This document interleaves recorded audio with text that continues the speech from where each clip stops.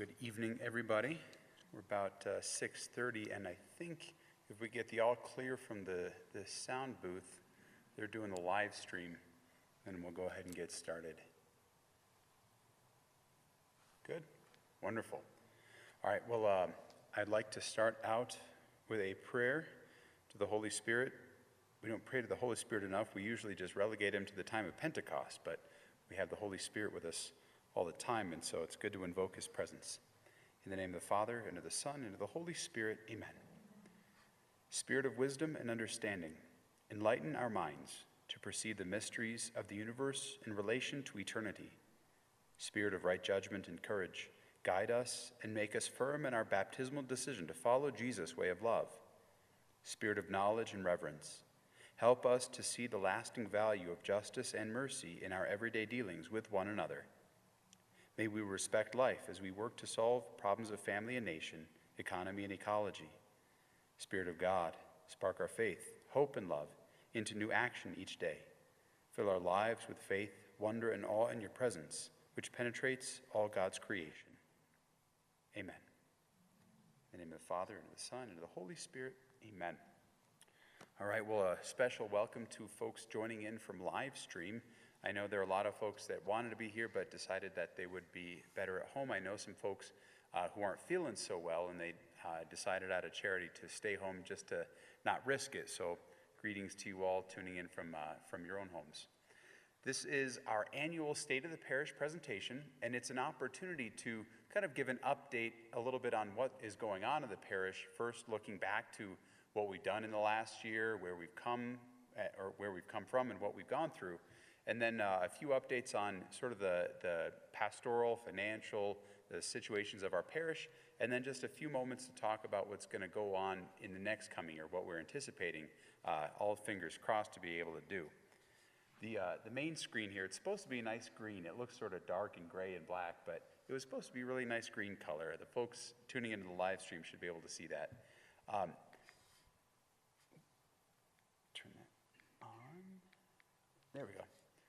So we did the prayer, but first want to make an introduction to our staff. Some of them are here, some of them aren't, as well as members of our parish council and finance council. Do that year in review, talk about stewardship as it's such an important part of our parish life, and then an important focus that we're really starting to narrow in on as I've discussed really since last spring, but with the parish council and the staff kind of refining it and helping us to get a better sense of what that looks like, of building a culture of missionary discipleship at the parish. And then a bit of a financial review, looking at our building project updates, and then upcoming events. This is a long list of folks, but you can see a lot of our familiar faces. We did some shifting of our staffing positions this last year. We joined on Rosemary Oblon, who had been working as our marriage coordinator, or wedding coordinator and funeral coordinator as a volunteer. We brought her onto staff to really be our director of parish life, our coordinator of parish life, rather. She does a lot of the stewardship work, but really has done a great job with hospitality and a lot of the things that are so critical to a lively, vibrant, hospitable, and warm parish that oftentimes go they exist. We would notice them if they weren't there, but we don't often know who does it or who's in charge of it. Well, that's Rosemary, and she's done a fantastic job. We've moved Kathleen McCarty into a communications coordinator position, where she's continuing to do things like the bulletin and the website, but also spending more time on social media, and we're going to be we're building up or assembling our studio to be able to do more fireside videos and other media things from the parish. And then she's doing a lot of our print work, editing, and other things of that nature. So she's shifted more into that communications position role. And she also is working with our Sacramento records of input and cleanup and making sure that those are all up to speed. And then Sherry Slominski has stepped into the parish secretary role and has taken on all of that work. And with everything that she's had to learn, she's done a fantastic job. We rely heavily on her, not only her expertise, which is growing day by day, but also the great spirit that she brings to the whole project. So thanks to those, especially those three, but to the whole staff and the whole parish as we've sort of figured out some of these positions and how they all fit together. We've been able to bring on a new full-time coordinator for high school and middle school youth, Carla Burdick. She and her husband are joining us from Washington State, and already they're both a hit. Josh helps kind of team with his wife, she's the staff position, but they sort of do a team approach to their ministry, and they've got a big tub of Nerf darts just waiting for the Nerf gun war tomorrow night. It's very promising. She already took some shots at staff today, but no casualties, fortunately. We also have our as I said, the usual suspects with our office staff, and I rely on these folks in a very heavy way regularly, daily, and I can't thank them enough for everything that they've done and continue to do. I'll mention it again, but all the staff and the priests, we decided to do that 20% pay reduction during COVID, the shutdowns, the initial month or so, until the PPP loan came through from the government, and they didn't complain about it. They didn't.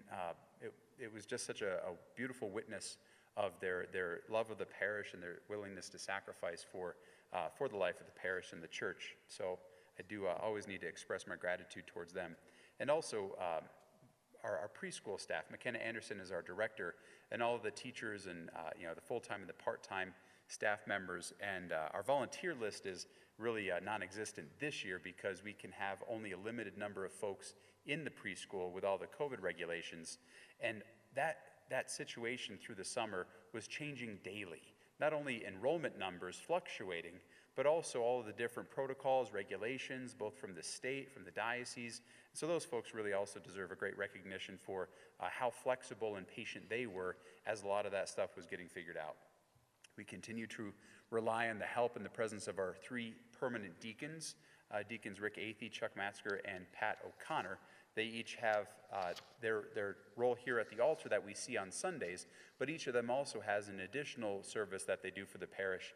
Deacon Rick Athey coordinates our extraordinary ministers of Holy Communion who bring communion to the homebound, also working with some who are able to bring communion to nursing homes. Deacon Chuck, he continues his work with our charismatic prayer group. They haven't been able to meet on Wednesday nights, but they're still very active, and the Unbound Prayer Deliverance Ministry still continues. And then Deacon Pat, he's also continuing to work with our altar server training, and he's kind of our on-call for all sorts of random, bizarre tech questions. He's always very gracious in lending his help with that. Our councils, both our parish council and our finance council, are likewise filled with wonderful parishioners who are true servants. Just last night, we had a parish council meeting where we discussed some of the agenda items that we're going to be reviewing this evening, but also they made some phone calls to some of you that I see in this room, inviting you to participate in a project that's starting in January that they're really going to be spearheading as the parish council to help try to support, thank, and equip and build up our leaders of different apostolates and ministries in the parish to help you all to, perhaps if you're feeling tired and worn down, maybe give you a sense of renewal so that you know that you are supported. Perhaps even considering helping through a transition if you feel that's appropriate, or just encouraging you in what you do. It's an exciting project that I'm really proud of the parish council for coming up with, for spearheading. So made a lot of phone calls last night. And then our finance council, we had a meeting at the end of October to review our financial status and other kind of questions that are about our parish finances. And so all of these folks, we've had some in-person, we've really only had a hybrid of in-person and Zoom meetings with both of these councils. So again, I do appreciate all their generosity and flexibility. For our finance council, we are accepting applications, looking for folks that might have a finance background, that might be interested, want to talk to them and get a sense of what their background experience might be. But we are looking to fill out that finance council up to 9 positions. It's always good to have an odd number, especially when it comes to voting. So if you're interested, you're watching from the live stream, feel free to send me an email and we can talk. With our year in review, I've spent some time thinking about how much could be said during this time, and I just decided to hit some of the highlights and start off with something nice and then end with something similarly nice. Christmas. Christmas in 2019 was a wonderful, wonderful holiday, as Christmas is meant to be. And then we completely forgot about all of it as Ash Wednesday hit, and then the great shutdown happened. We went into Ash Wednesday looking towards a fairly regular Lent with a sizable RCIA class of catechumens and candidates. But then as everything started to become more and more obvious with the coronavirus and how it was spreading and the potential weight that would have on the hospitals, the shutdown that happened and all of the chaos and uncertainty and unknowns that began around March 13th and lasted for the next roughly month and a half, 2 months. I really want to commend our parish for navigating that time in a really excellent way. Tremendous amount of grace and graciousness in the life of the parish. With all of the chaos and all of the confusion, all of the unknowns, as it quickly became evident that nobody really knows what we're doing, people just had to make a decision and follow through on it. Just the real patience and love that was extended in that time, witnessed by our parishioners, is very praiseworthy. We learned how to do live stream masses, which was a learning experience, but had some parishioners volunteer to help coordinate and put that on. They did all the technical stuff that is completely outside of my wheelhouse. I'm grateful for them to do that. And then a lot of great feedback from people able to tune in and join us for that. It really was a great sense of connection in that time. That's when I sort of also spread my wings with some fireside videos, as cheesy and low budget and amateur as they were. Those also seem to be fairly well received, and I do want to continue them. There's a lot of work to set up and edit, and with not only gearing back up or trying to open back up, but getting back into the school year, I just haven't had as much time. And so my goal is the tempo we'd like to have with those firesides is at least 2 a month. So the studio that I mentioned, that's the goal, is to set that up to be something that can be remain set up with the video, the audio, the lighting and everything. And then Kathleen McCarty, as the communications coordinator, will help us to do a lot more with some of the editing and then posting of those. So that tempo should pick back up to about 2 a month, because it seemed to be a very effective way to get into your living rooms and just be able to offer some reflections and thoughts and updates as well. But the live stream masses really, I think they were a very important thing during the shutdown, but we're continuing to offer them, especially the Sunday 9 a.m. Mass, and then live streaming events like this. We tried outdoor confessionals. That was really interesting. It worked well, especially on the nice days. There were days where it was really cold, but I guess it really was able to work. We had great participation. A lot of folks come in. It's amazing to see how many of our neighbors have really loud exhaust pipes as they try to go up the hill on North Carefree. So some of the confessions, I really didn't have a whole lot of worry about people overhearing, because it was just so loud at different points. We could hardly hear each other 6 feet across. One of the initiatives of our parishioners that is incredibly beautiful and praiseworthy is the series of volunteers who made phone calls, or the volunteers who made a series of phone calls to all of our parish families. They did that 3 times, and then I think it happened, well, there were the first 2 big ones, and I think that list started to just focus on the people who we knew were especially isolated. But just checking in with parishioners calling one another. I really was so proud of everybody for how they did that and how well received those phone calls were. The feedback we got was, I don't think anybody got an angry hang-up or, why are you calling me? It was, oh, this is really nice. Thank you for the phone call. So I appreciate Rosemary's spearheading that with the parish council and a few distinct members who coordinated those efforts and continued them throughout the shutdown. And it still is sort of a template that we're able to use for checking in with different groups. The calls were really to see how are folks doing. Do they need assistance, especially with limited or reduced hours, if not complete unemployment altogether, with people who are already on restricted and limited income? Did they need assistance? And there were a few folks that did need assistance, but the vast majority of folks said, how can I help? People were ready to write checks to just help support those who needed it. And that, I'm still blown away by how generous the response from our parishioners was during that time. We'll still get a few phone calls every so often for folks who need assistance, but thank goodness we are ramping up our St. Vincent de Paul Society, which is going to be able to field those requests in a more hands-on way. When we received the initial calls in those months, it was a lot more kind of triage.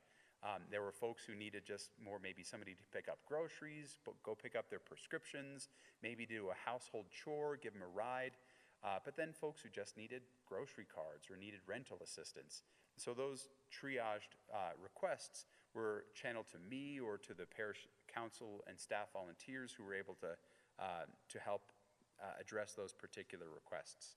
As I mentioned, our staff, we decided to take that pay reduction for that time, but because we weren't sure what the offertory would look like. But the generosity of our parishioners really, it kind of defied all expectations. We were, there was a very slight dip, but it wasn't anything near as drastic as what we were considering might be the case. So again, a great thanks to our parishioners who really came through on that for the life of the parish to continue to operate. We still had regular meetings. We had sort of, emergency team meetings with the parish council, parish staff, every Sunday afternoon for the first month and a half, just kind of, for the first month really, just again checking in, what are we doing, what do we need to do, what are the problems that we don't see that might be coming to our attention that we can address. So really kudos to those folks for that. We had a very touching moment that I really appreciated, but I appreciated it because I got to see everybody's face as I was processing through the parking lot with the Blessed Sacrament. But that Divine Mercy procession, for everything that we weren't able to do, that was something that we could do. And people came out in spades to really just see the Lord passing through in our midst. And the fruits of that, I think, continued to be felt over the following weeks. Me hearing about it from folks' feedback, but just seeing it in that graciousness that people continue to extend to one another, that real sense of divine mercy that we experience by God who has not abandoned us in that strange time, and that feeling of how close the Lord was, people reflecting that into their own particular circumstances. We were able to reopen in a, I guess as quote-unquote normal of a way as we're used to even up till now, obviously with spaced out pews and with masks and social distancing and communion protocols and all of that. But it's just important that we reopened, that we were able to make the sacraments available as readily as possible. Of course, with any given priest and any given parish, you're going to have the whole spectrum of opinions and thoughts and anxieties and concerns, and trying to navigate all of them in the most sensible way. I wouldn't have the hubris to claim that everything we did or every decision I made was absolutely accurate and correct and the best thing to do, but I just understood that you have to make a decision and move. And I think the decisions we made, I'm fairly comfortable with the ones that were made. Because especially as a pastor, as a priest, my job is to get people the sacraments. My job is not to foment cultural revolutions. My job is not to, decide medical proclamations one way or the other. But what we need to do to try to make the sacraments as available to people, that's my first and ongoing first concern. So, again, whether or not we have hindsight someday, whether or not we have vision that is 2020, not just the year, and we kind of see, well, things should have been done differently. It's a lesson to learn, and God forbid we ever have to go through this kind of a thing again in our lifetimes. We'll have a much better idea of what to do. We had to postpone from the Easter Vigil our sacraments of full communion and full initiation that our RCIA folks were going through, as well as our kiddos who had been preparing so hard to receive their first communion. But we were, thank goodness, able to do that at the end of the summer, and a lot of happy families, a lot of wonderful newly minted Catholics, and that was really a joy to celebrate with them during that time. It was sort of the rising sun over the dark clouds.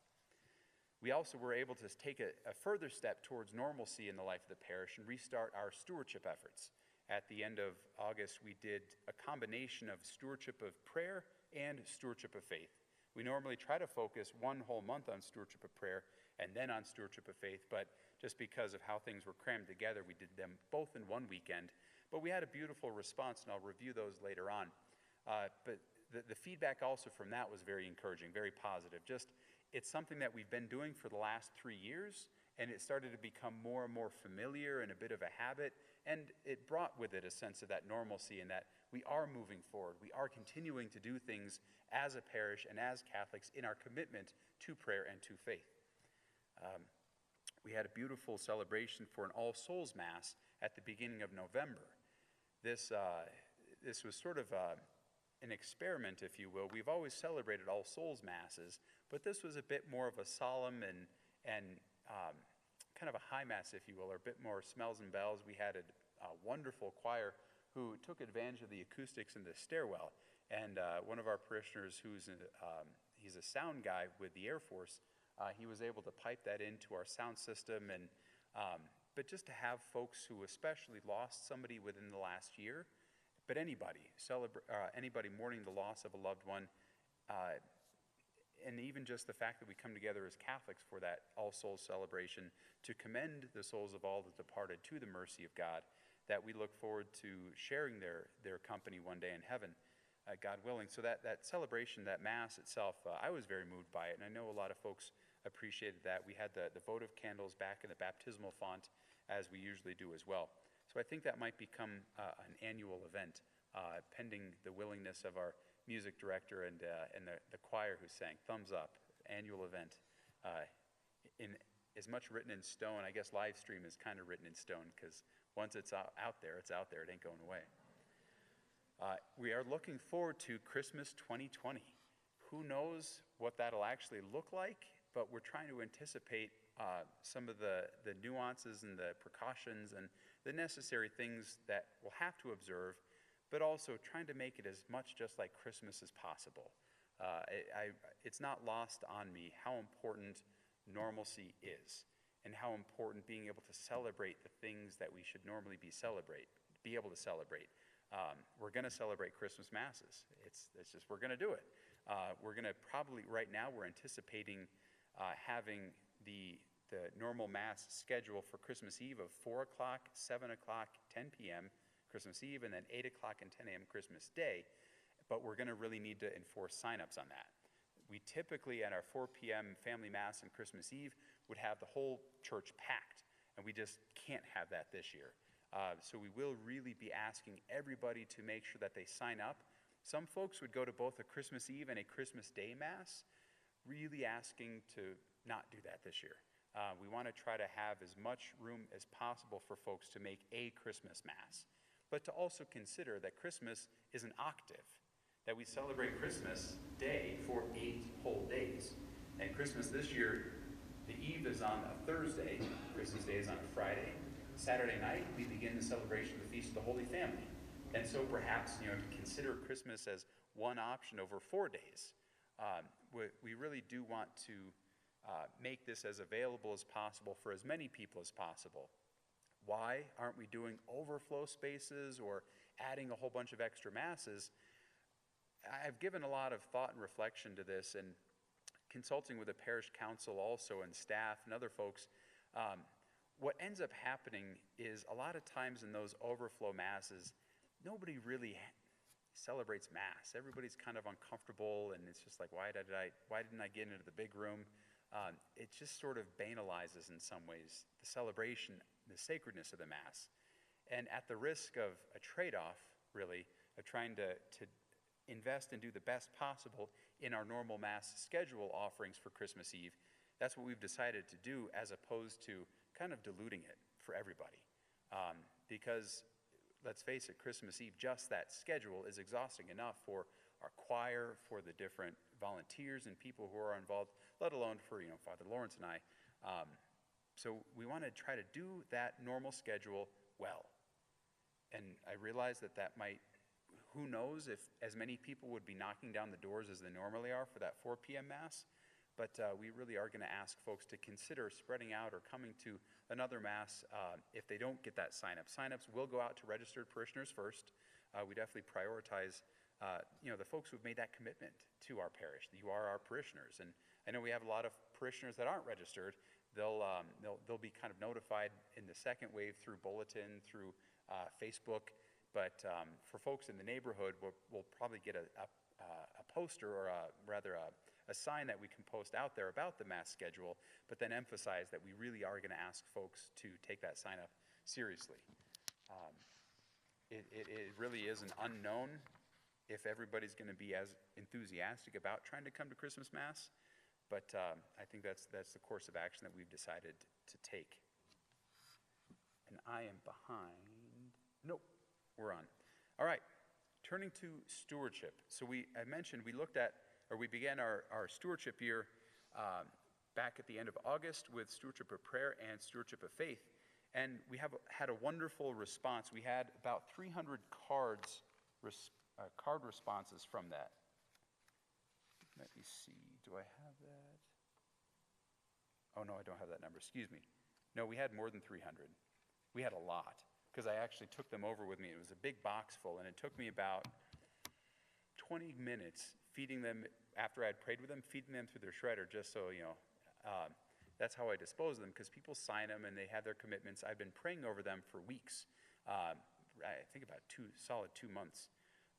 And then what I usually do is I, don't want to say destroy the evidence, but, I know it's a sensitive thing. I don't want to just throw them out. So we recycle them, but, it was a really good turnout, very impressive.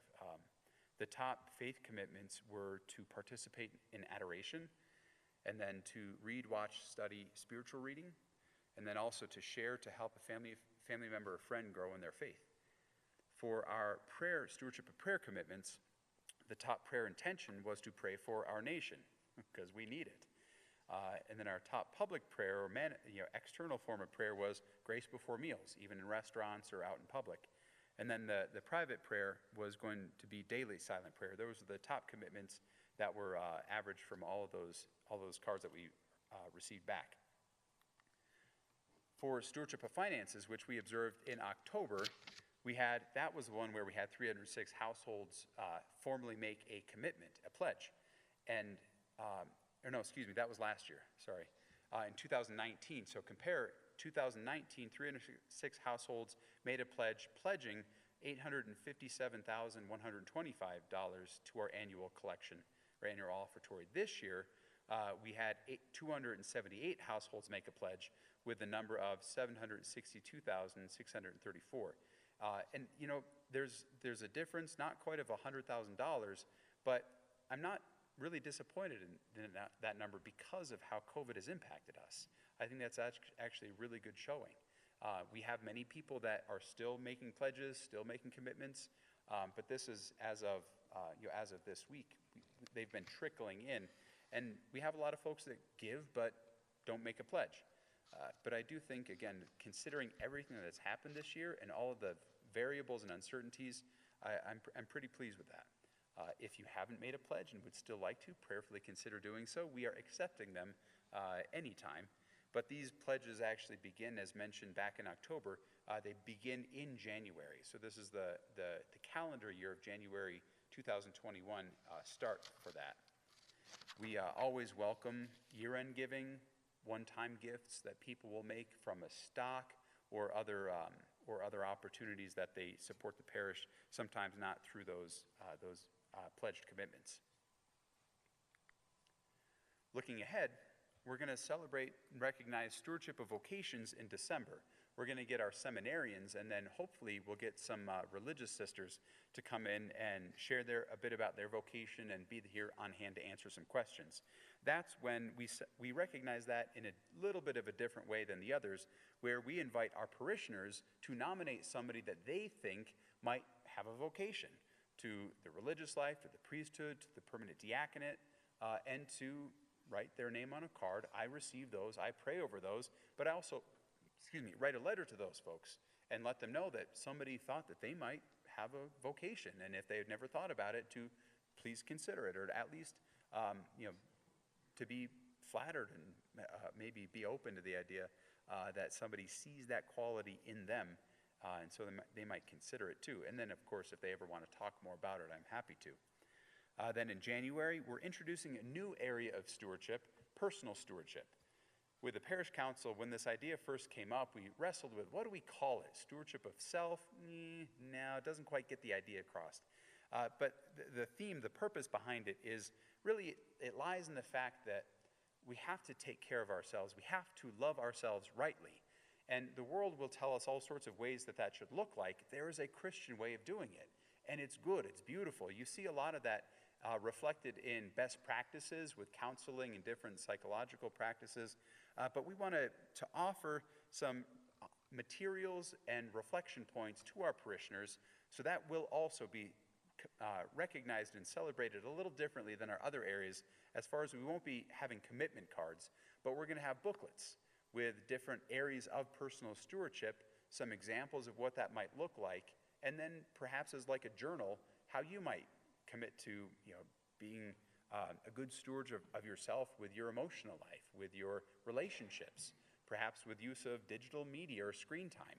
Just, again, just trying to help incite some reflection, some consideration of what does it mean to fulfill that sort of oft ignored but important third aspect of the two great commandments, to love the Lord our God with all of our heart, mind, soul, and strength, and to love our neighbor as ourself. How do we love ourselves rightly? That's what personal stewardship is really trying to get at. So look forward to that in January. Then in April, stewardship of God's creation, as the world starts to come back alive and awake and flowers and things before the Colorado blizzards and frosts, to make our stewardship commitment to being good stewards of God's creation. And then in May, stewardship of service. Hopefully by then, we will be able to have a lot more of our regular activities up and running. Everything has sort of been tentative. We've been open for different parish groups or apostolates or ministries to come in and meet at the parish. We've designated certain rooms for them to come and meet, and a number of them have done that. I know some are very reticent still, and they're saying, we're going to just hold off until there's a vaccine. But if folks are interested and parish groups do want to meet here at the parish, we do have those facilities available. Just give us a call at the parish, and and we can work on scheduling that out. Looking at the end of the summer, we take a break over summer and really begin our stewardship year again at the end of the summer with prayer, faith, and then finances once more. All right, how are we doing on time? Okay, good. As I mentioned, the parish council and I have really been kind of cussing and discussing the idea of building a culture of missionary discipleship. At the beginning of the COVID shutdown, and really even before that, I've been churning over in prayer and in thought and in conversation some different ideas about what does the life of the parish look like, and what are the needs of the context of our lives that the parish needs to adapt to. How do we sort of better equip ourselves to live our baptismal vocation in the world as it is? Oftentimes we have a concept of parish life that we've experienced for the bulk of our lives growing up, and I can remember even from my own childhood, was the parish was where we have mass, where we have pancake breakfasts, different events, and that was kind of the hub of my Catholic activity. Not that I wasn't Catholic elsewhere, but that's sort of where I saw Catholic stuff needing to happen. And I just had to think about, how did we get by for almost 2,000 years without parish halls and parish offices and classrooms and kind of the big infrastructures of parish life. In America, it's kind of unique because we sort of came into the Catholic ghetto with various waves of immigrants, and we had to lean on each other a lot more exclusively because we were not necessarily welcome in this greater community. And so these things developed, the whole parochial school system and that infrastructure developed in the face of this reality. But we see a lot of that starting to shift, and with especially the COVID shutdowns, what was already a shaky, really kind of overblown infrastructure in the life of the church was shaken even harder, and some has crumbled. Even before the shutdowns, places in like Philadelphia where the Catholic parochial system became big, where it was so well developed and so established and had served millions, no doubt, of families throughout its history, they've had to shut down almost half of their schools because parents just weren't sending their kids to them anymore. And of course, the folks that were still loyal to them felt in some ways betrayed because this was their school, where they went, where their parents went, where their kids are going to go, and all of a sudden it was getting shut down. unfortunately, a lot of these infrastructures just can't sustain the reduced participation of many Catholic families and even non-Catholics, and they just couldn't stay open. And we see that with a number of different examples throughout our country and throughout our community. So the idea of parish life and what that has to look like and the various infrastructures that we have always tended to rely on, I believe necessarily needs to shift. And in some ways, what had been building up became more apparent during the shutdown. And so a couple books that actually not just sort of diagnosed the situation, but I think became a real prescription, even though they were written long before, I asked our parish leadership to read, staff, parish council, a lot of the leaders of our different ministries and apostolates. And I invite everybody to read them. I mention them in at least one fireside. But the first one is by Cardinal Arenze, a very beautiful, wonderful cardinal from Africa who wrote The Layperson's Distinctive Role. It is a wonderful distillation of a theology of the lay faithful. And he kind of expands upon or preempts in some ways what Pope Benedict XVI was talking about as a co-responsibility for the life and the health of the church. Oftentimes, when somebody might be asked to define what is a layperson, sometimes the response you hear is, well, they're not clergy. Like, no. We don't define the laity by what they're not. There's a proper and distinct role of the lay faithful as the baptized who live and work in the world and are called by God to sanctify it and to find their own sanctification in the world. To sort of boil it down, priests' jobs are to sanctify the church. The church's job is to sanctify the world. To recover that, to dive into that, to sort of own that dynamic, I think is so utterly necessary. It's always been necessary, but due to a number of varying factors, we haven't really relied on that as heavily. And so this is a beautiful and I think appropriate and really necessary time to rediscover a lot of what that looks like and to start to apply it and expand upon it in our lives. I include a quote from Cardinal Arenze.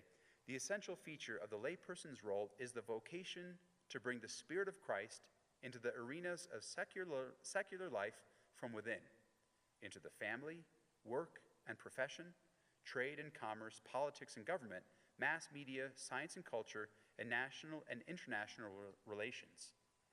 So this decided pivot towards looking externally for the buzz of our Catholic activity, I think is in some ways responding to what not only Cardinal Arenze, but the Church has been calling for since long before Second Vatican Council. The focus of the importance of the role of the laity to sanctify the temporal order. And as a priest, really seeing more and more my job to not only be a priest, but also a pastor with that as the focus. A lot of our conversations have brought up the fact that the church's job is to make saints, meaning help people to come to know Jesus Christ and to be transformed by him and to live as an extension of his body, living as Christ would live in our lives, in the world, in the circumstances in which we live. That's the job of the church. That's the job of every parish. Your average parish will serve as 99.9% of its people, laymen and women. We are called to make saints who are laypersons. So that's the whole focus of what a parish should be about. And so to focus on this particular expression, or really the central expression of our baptismal call, seen in the life of laymen and women, is really sort of the focus of a lot of what we're going to be going towards in this building a culture of missionary discipleship. That's kind of the what we want to do.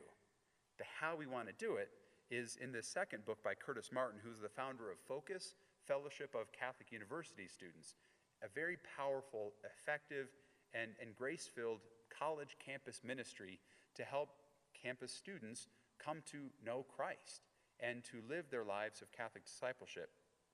Curtis Martin says, there's a growing awareness among Catholics that we ought to become a church of missionary disciples. What can each of us do to foster the needle moving in this direction? While programs are vitally important, people are everything. Everything begins to change when a culture of missionary disciples is established. Parishes, the church, has always grasped at this reality that we know we need to make disciples, but our tendency is to create more structure or infrastructure, to have more programs. And this is an effort kind of away from that. We don't need more programs or more initiatives, and as much as this might sound like a program or an initiative, it's not. It's not meant to be anyway. While it does require some structure to help us to understand it, to start to build this formation process, it really isn't meant to feed back into some kind of ministry or parish program. It's meant to help equip the lay men and women of our parish to live their personal apostolate. And it has to be the culture that we're after. A culture means that it's sort of self-perpetuating. It's something that you just can't help but catch because it's a living thing, as cultures are. Curtis Martin says that culture eats strategy for breakfast. This is exactly the kind of culture that led the early church to grow so big so quickly, because it was about living that active discipleship in everything we do. And what does that look like? Martin gives some very basic precepts of understanding that, kind of boiling it down to really three qualities of this culture. That there's a deep divine intimacy. We live a life of prayer. We know who Jesus Christ is, and we are allowing our lives to be transformed by that friendship, that love affair with our Lord. That divine intimacy overflows into authentic friendships. This is where evangelization is realized to be a lot more enjoyable than people tend to think. Evangelization isn't necessarily going door to door, handing out pamphlets and tracts. It's rather sharing this beautiful expression of my divine intimacy with God, my friendship with God, with other friends. That authentic friendship means that we share life together. And so we can do Bible studies, we can do pancake breakfasts, but it might not need to be that formal. It can just be going out for coffee together. It can be living our lives together. That's why I think the church lived for so many generations without parish halls and classrooms. And I'm not saying they're bad or unnecessary, but to give our parish or our Catholic identity expression and our friendships engage them in the world in which we live, I think is a beautiful, great sign of cultural health. But then that third part that Curtis Martin mentions is a conviction about spiritual multiplication. That we have to be convinced that God wants to create more disciples through us. It's not a numbers thing. It's not sort of a club membership thing. It's God knows that we need salvation, and he provides for it, and he wants other people to come to avail themselves of that by knowing Christ. But as St. Paul reminds us, how will they know unless they have heard? How will they hear unless somebody preaches? Meaning, people need to share the good news with them. And that happens through the context of friendship. We don't have to drag out a soapbox into Acacia Park and say, listen up, you sinners, God's coming, sandwich boards and all. No, we befriend people. We begin with the people that we are already friends with. And it's not, again, about angling or leveraging or trying to sneak up on them. It's meant to be really natural. Again, an overflowing of my divine intimacy with God. That's something that I want to share. I can't help but share in a way that, in that context, is really attractive. And as the old adage goes, somebody has to know how much you care before they care how much you know. That authentic friendship is the place where that spiritual multiplication happens. So that's the how we want to build that culture. It's not meant to find expression in more programs, but there is a certain intentionality of making this a reality. To develop this culture, and it's not starting from scratch, and I don't want it to sound like that at all. We've got that culture already exists and is active in our parish. Just talk to folks who visit us for Sunday Mass from out of state. They get it. They see it. They feel welcomed and at home when they come to our parish. It's something that I hope you all hear. If you don't, please definitely pay attention. People love coming here because they see not only our love for God, but our love for one another. And it's contagious. Just the little touches of our hospitality team members and the friendliness when they come in, the reverence with which people enter prayer before Mass, during Mass, after Mass, that whole whiteboard full of people that want to come and spend time with our Lord in the Blessed Sacrament Chapel. It is contagious. And so we're really just trying to throw more gasoline on the fire and help to give a vocabulary, if you will, to this. There actually is a whole glossary of terms with this, but let me get to that in a second. One of the things that'll be put out, it's already on the website. You do have to dig a little bit for it because we decided to not emphasize it yet with all the stuff going on, holidays coming up. We didn't want it to just get lost because it is very important. Probably in January, we'll make a bigger deal about it. But if you want to check it out, you can go on the website. I believe it's under faith. Is that correct? It's on the website, but if you really want to go and you can't find it, just reach out to the office. We can kind of direct you. But it's there. I think it is under faith, if I remember correctly. But it's called the pastor's intent. Our military folks are going to be very familiar with a commander's intent. If there's a particular engagement or theater of operations, the commander in charge will sort of write down some basic, on a one page, no more than a one page really, sort of the situation and the desired end state. What should happen when we're all done with this thing? Well, we developed a pastor's intent. What does the culture of missionary discipleship look like at Holy Apostles? A commander's intent is developed to be able to pass on to other people who are leading, who are in charge of different elements of the whole operation, so that they know the desired end state and they can take it and run. Use their own initiative, use their own ideas and creativity. They know what we're working towards, and they have a lot of subsidiarity authority to carry it out. That's the pastor's intent desire, is that we want our different layers of parish leadership to kind of know what we're working towards, what this culture of missionary discipleship looks like as an end state, and then make it happen. Make it happen in the ways that you see best in the areas of your influence. We, of course, want people to be well-formed. We want them to feel supported, and that if they feel that they're out over their skis, then they know who they can go to for help or for information. But that whole pastor's intent, and I actually did include the, sorry, I'm getting ahead of myself. I did include the end state from that. Holy Apostles Parish focuses on all activities and energies on building a culture of missionary discipleship where parishioners encounter Christ through prayer and sacrament and make disciples through authentic friendships and lives of apostolic service. Now, this sounds like exactly what I just said, but I want everybody to be able to come through these doors and be able to plug into that dynamic, prayer and sacraments. And those who are involved, who are growing in their life of prayer and of the sacraments, they are building those bonds of community and friendship. And those bonds of community and friendship helps them, equips them, builds them up, empowers them to go and live their apostolic lives in what they do as well, to start to kind of get that flywheel moving.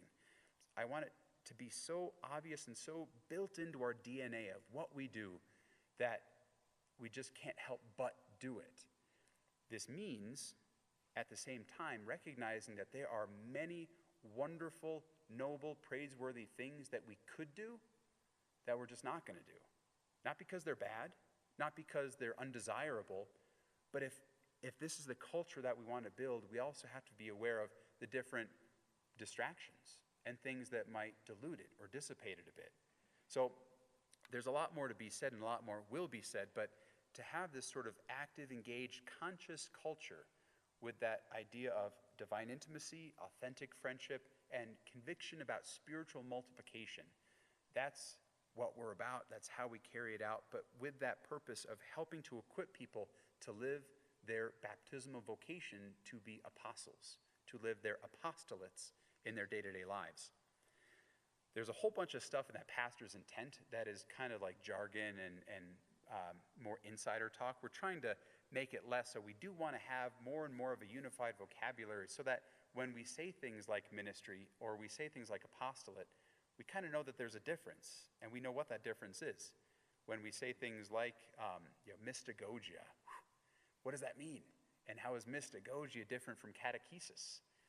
We're trying not to get too technical. There are some that we highlight, and as it gets rolled out in January, if you only were to know 5 terms, these are the ones worth knowing. But if you want to go into more depth, then you can too. but that to help try to, again, unify a sense of understanding of what we're talking about as part of that whole culture. But this will also be emphasized more and rolled out in January. But starting in January, as I mentioned earlier, our parish council is leading a great initiative to try to help roll this out with those parishioners who are leading different apostolates and ministries. That the people who are already on the ground, running with these things, leading other people, we want them to know that they are supported, that we love them, that we want them to succeed, and to know that we got their back. And so the parish council is really going to, they already have taken on the leadership on that. There's a sort of a beautiful, really, I think, well thought out format for these meetings that'll probably be about just 2 hours, one Saturday a month. And it's not going to be restricted only to those leaders if other people want to come, but that's really the first area of focus. Big picture, people would pay a lot of money to go through a seminar like this for their jobs. Best practices, a lot of tried and true methods are going to be incorporated into all of this. This is free. It's free because we want people to know it. We want people to benefit from it. The more equipped and confident disciple makers we have in our parish, the better.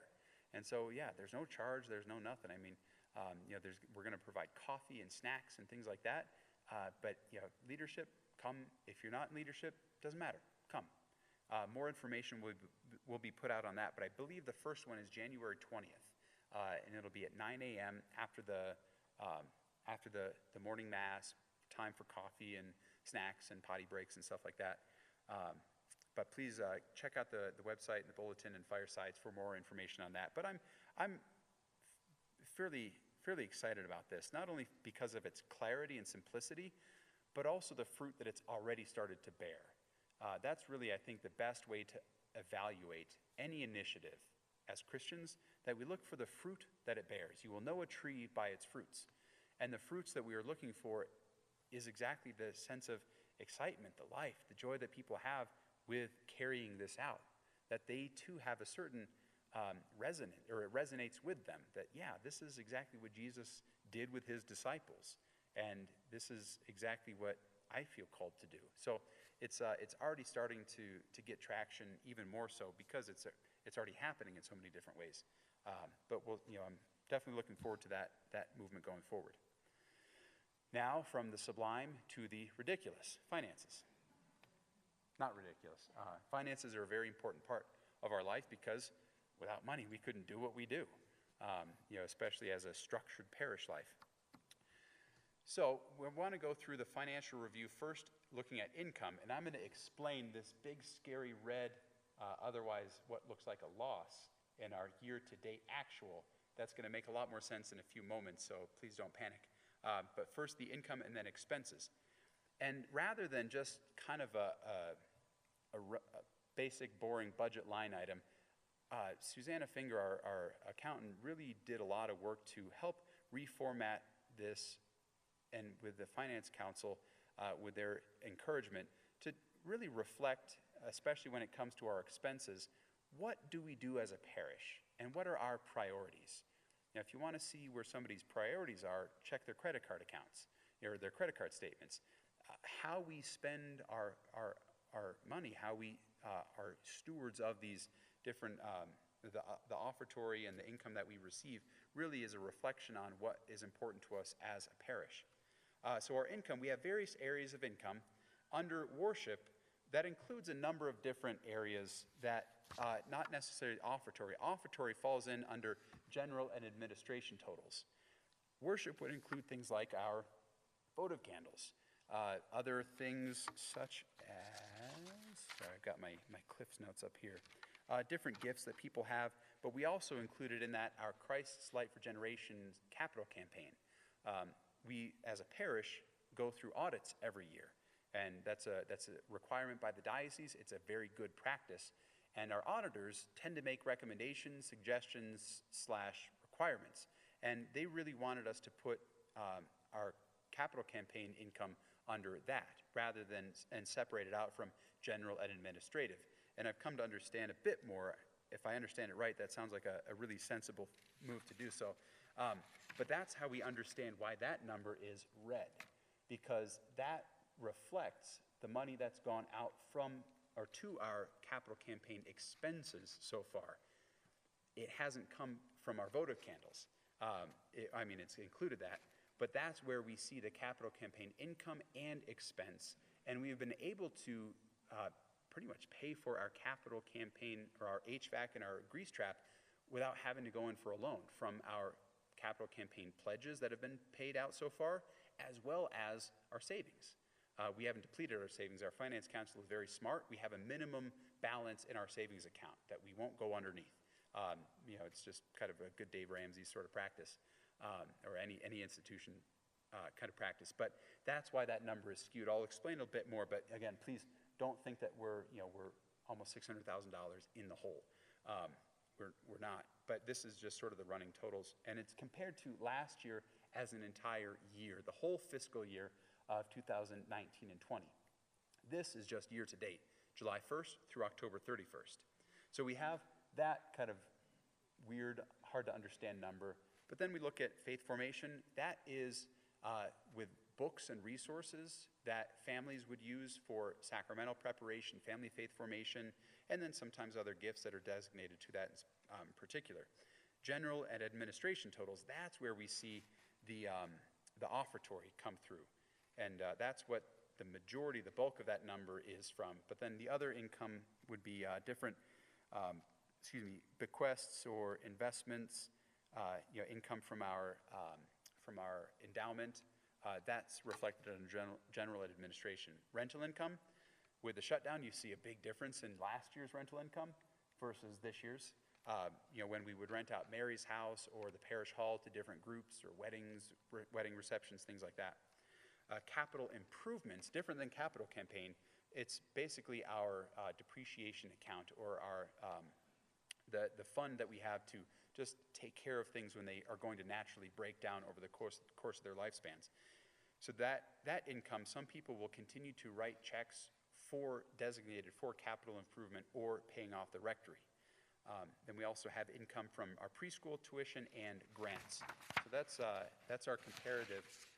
And if you want to spend more time with these slides will be made available on our parish website, and it's also on our live stream, which will be available on our YouTube channel in perpetuity, I guess until we take it down. But that'll be months from now. Or if you have any questions, our Finance Council meetings are open to parishioners, so feel free to come to those. Our next one is,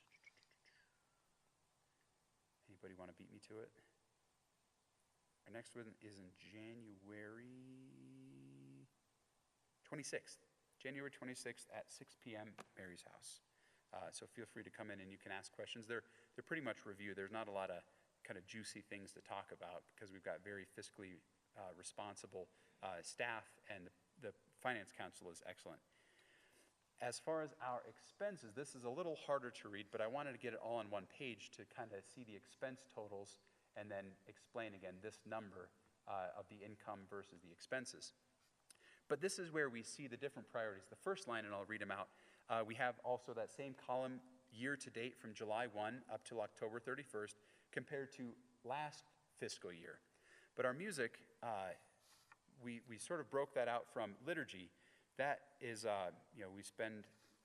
we've designated we've spent so far about $12,000. That includes the different resources we have. That includes cantors, music director, other folks that come in and help out with music.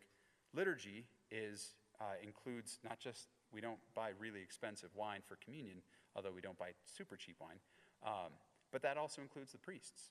I mean, our priests, our job as priests is to support the liturgy. That's what we do. Confessions, baptisms, the Mass, all the other sacraments of initiation that take place, funerals, weddings. So that includes not just the actual material expenses, but also personnel expenses. Communications with what we do with getting stuff out through various social media, through website, and that budget includes that. Stewardship, same thing. It includes personnel expense, but also other print materials and the efforts that go into our efforts for stewardship.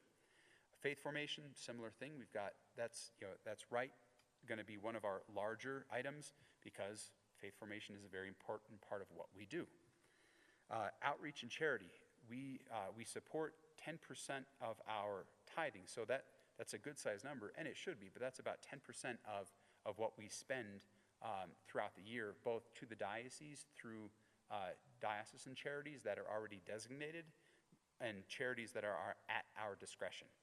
But that number, compared to looking at it last year, that's a very important part of what we do is we ask parishioners to consider tithing to the parish and to other charitable needs.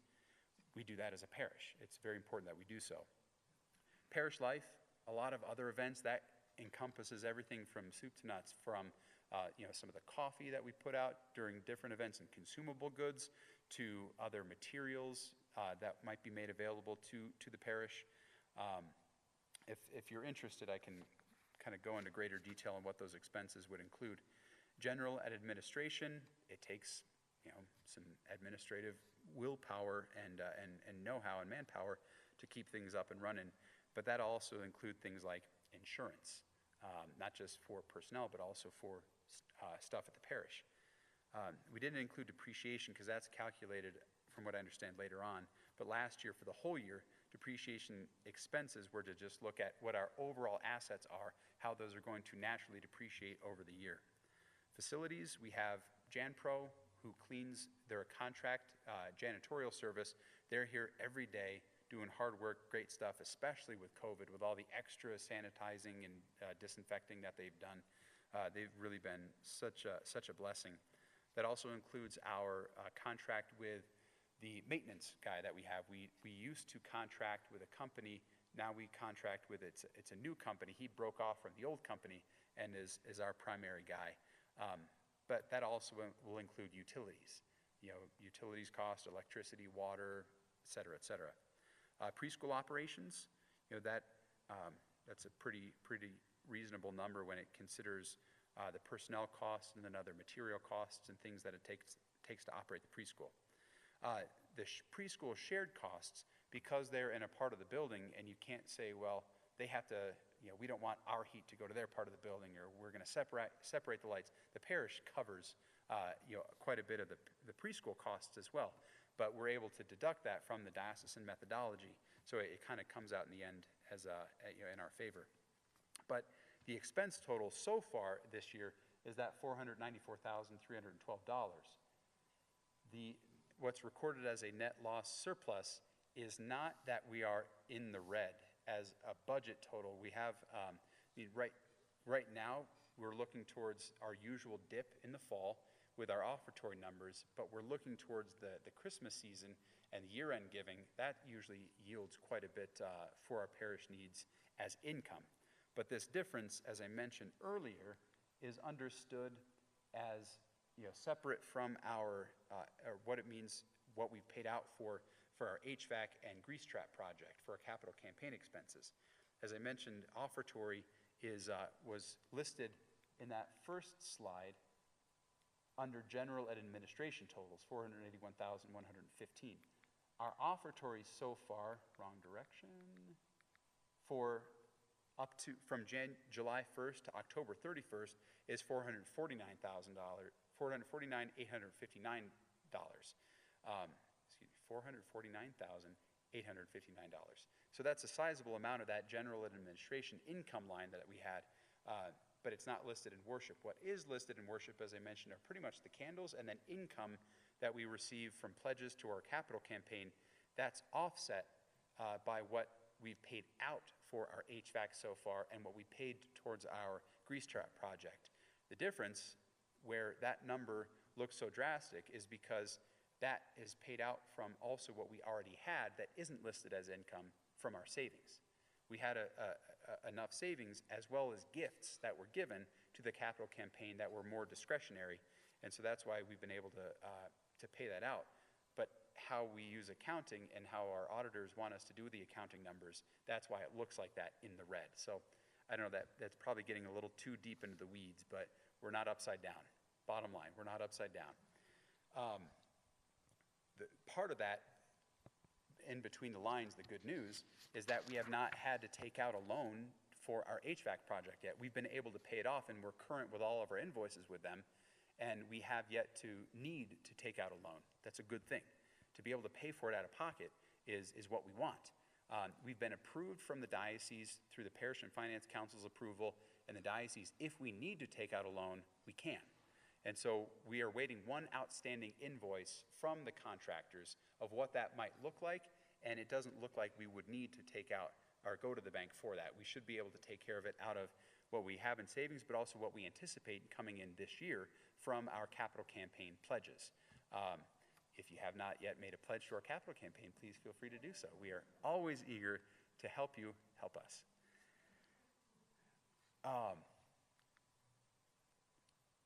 Online giving has been a real godsend, especially during COVID, with so many people not comfortable coming to church.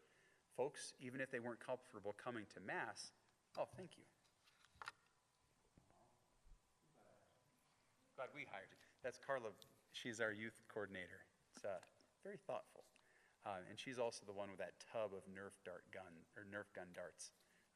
She was the one assassinating staff in the office today. Good shot, by the way.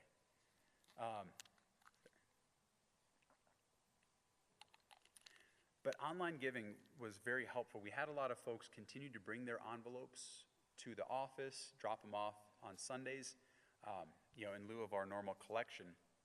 We also saw a huge uptick in online givers. So in 2019, 199, 2020, 364.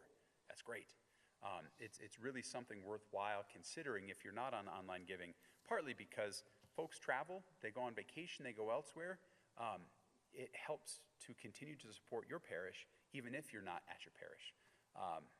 But it also, some folks forget, they find it easier to just have it come off the top, come right out. But some folks do prefer to write that check or to make the withdrawal and donate cash, whatever it is. It's all wonderful generosity. But the online giving has really been a great help. In addition to our offertory, we've gotten, you could call it easy money, if you will, from our King Soopers giving, our community giving. So with the King Soopers accounts, they moved away from the grocery cards. Now it's basically just, I've got my little card that I'll swipe to get the membership discount at King Soopers. That account can be linked to this parish. And we receive a portion of, not from what you pay, but a reward from King Soopers for your patronage of the stores. And so this, in 2020 so far, we've received $6,126, which is just, like I said, it's easy money, quote unquote. If you would like to learn how to do this, you can go on our website, holyapostlescc.org/grocery, and there's some instructions on how to link your King Soopers account to your parish, and then that's all you have to do. As you swipe your card at the grocery store, they do all the rest, and it's no extra charge to what it's actually the discounts that you normally get by being a King Soopers member, but they say a thank you to the parish for your generosity, or they're generous to the parish for your patronage, rather, of King Soopers. So, moving on. Oh, that's darker than I wanted it to be. Building projects, just an update. Grease trap is complete. It's been complete, and it seems to be functioning. We've had just one or two little things that we've had to fix, but that was all within the 1-year mark. When a company finishes the project and does the final walkthrough, we have 1 calendar year to kind of address other things that we need them to do before they officially fully hand it over. So the kitchen project and the grease trap has been working, although it hasn't had as much demand and high volume as normal. There still have been some events and some people using it, so it seems to be a big thumbs up. HVAC is almost done. I know I've been saying that, and I'm sick of saying it's almost done. We've had a few very frank and spirited meetings with different contractors and subcontractors. Father may have had to go to confession after 1 or 2 of those meetings, but I just received an email today about something that we'd been waiting to hear on with our boilers, but promises, they say, before the holiday rush. But it's not affecting the general operation of our system. We still have heat, we still have cooling, but it's sort of how the whole system integrates and fits together, some of the final pieces that have to be done, and then the balancing and fine-tuning. So that's in process. I will be a very happy priest when it's all done. I just had to look at everybody at that last meeting and say, look, I love you, but I'm sick of you. Get out of here as soon as you can. ask my poor staff. They've had to deal with my grumpiness, especially in the last 3 months with this project. Considering some of the different phase 2, what we called phase 2 projects, grease trap, HVAC, most important absolute necessities for the parish. Everything else was more of a want than a need. Considering some of those other phase 2 projects, talking to the parish council, other folks, looking at a next layer of attack or project that we might be able to consider tackling is, we're trying to understand what that might cost, is the plaza project. Out front of the church, we moved that diagonal wall, made it, we took out, or St. Joseph's Guild, they took out the stonework, the dirt underneath it, and then we had masons come in and apply that stone on the facade, and it looks really lovely. But the project took its toll, and then the front area, especially some of the bricks and the lighting and things, they've just been going downhill pretty sharp, or pretty quickly. And so the conversation is circled around, well, would it be worthwhile, instead of trying to put money to fix stuff, just to put it into that bigger project as a whole? And if this HVAC project is something that we can do without needing to get out a loan, depending on if the price is right, would it be worthwhile considering, okay, should we try to address this and do something about this now? The practical, my mind tends to go to practical stuff first, because let's face it, I've had to get really good at considering paying bills. But with the parish council, the theme really was driven home of, like, look, we initially thought about this because we want people to have a place to gather after Mass. They already do, but to have a bit more of an expanded area. And then some of the things that could be done at the same time, like we had in the initial concept drawings, considered what would it take to do a heating system underneath it, not like 70 degrees, but like 37 to 40 degrees, where we wouldn't have ice build up, where we wouldn't need to salt, where folks could get dropped off and just walk right in on the same grade from the drop-off into the sidewalk, to move the handicap parking spots over to the sidewalk. Just some of the practical applications of that would also seem to improve the lives of people's day-to-day interfacing, using of the building. That seems to be, I think, a good incentive to at least look at it. So, that being said, we're just trying to get an idea of what that might cost. No firm numbers right now, but I am working with the parish council and the finance council to get an idea of what that might look like and if it's worth it. If it seems to be in a price range that's attractive, that's doable, then I'll bring that out to the parish. We did receive a $66,000 grant from the diocese to be able to do with as we see fit.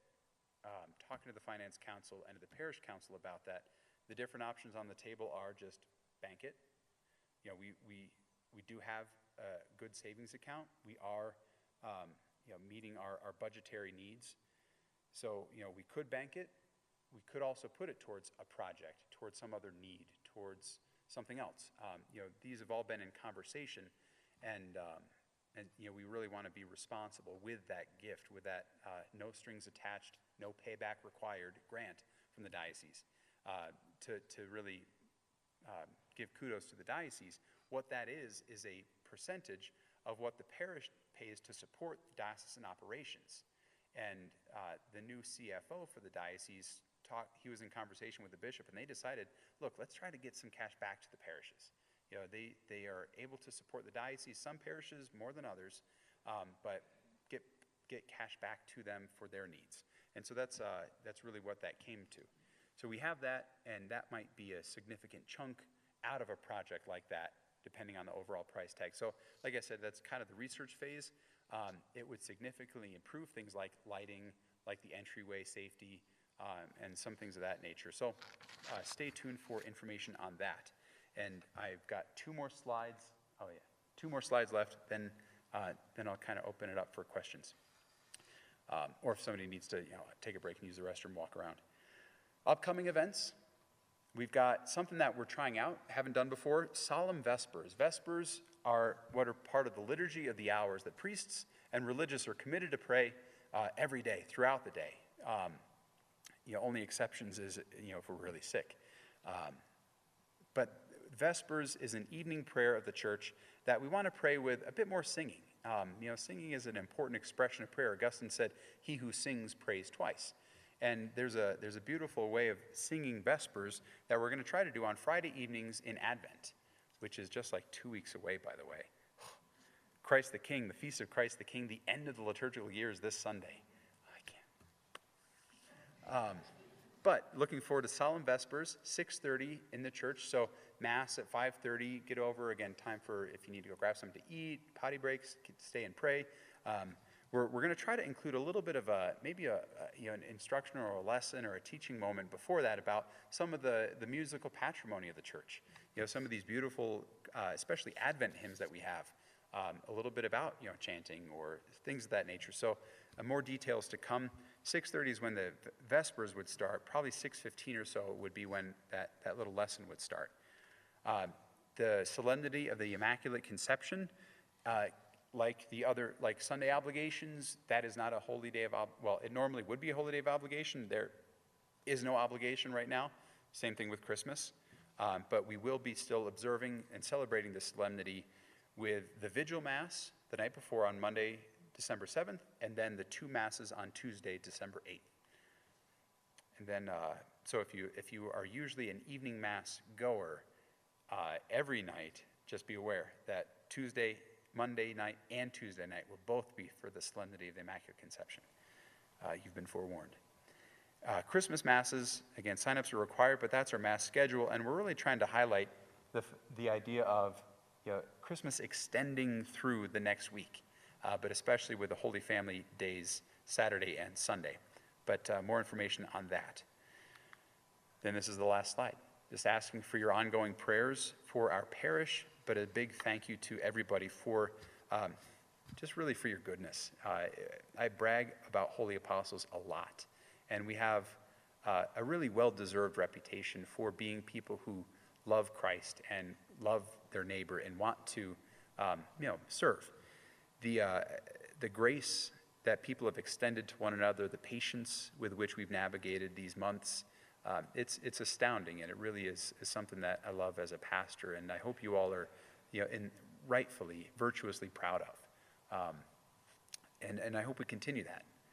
Who knows what's going to happen in our future, but with Christ we can do all things, and that confidence of our Lord's being with us is really also extended into our interactions with one another. So thank you for everything that you do to establish the kingdom of God in our little corner of Colorado Springs.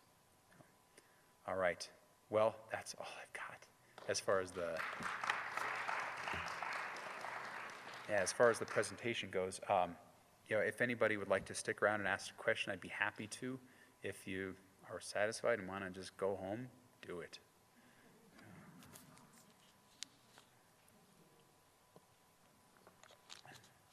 All right.